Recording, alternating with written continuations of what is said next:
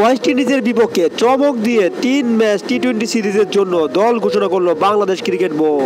এবার এই স্কোয়াডে থাকছে নতুন কিছু বড় চমক।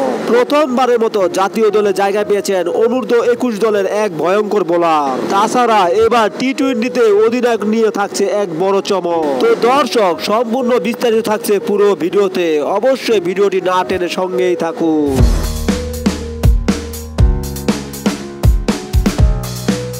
টেস্ট ম্যাচে হার, ওডিআইতে হার, এখন শুধু টি-20র পালা। তবে এই টি-20তে যে তেমন কোনো সুখবর দেখাতে পারবে না বাংলাদেশ, তা এক প্রকার নিশ্চিতই বলা যায়। ওডিআইতে টানা দ্বিতীয় হারের পর এবার টি-20র জন্য 15 সদস্যের স্কোয়াড ঘোষণা করলো বাংলাদেশ ক্রিকেট বোর্ড। তবে আরো একবার বড় চমক দিয়ে অধিনায়কত্ব করবেন লিটন কুমার দাস। চোটের কারণে নাজমুল হোসেন শান্ত এবং তাওহিদ হৃদয় দলের সাথে না থাকায় আফিফ হোসেন এবং শামীম হোসেন পাটোয়ারি জায়গায় পেয়েছেন টি-20 স্কোয়াডে। তাছাড়া সবচেয়ে বড় চমক হলো 21 দল থেকে উঠিয়ে আনা রিবন মন্ডলকে এবার টি-20 স্কোয়াডে রাখা হয়েছে।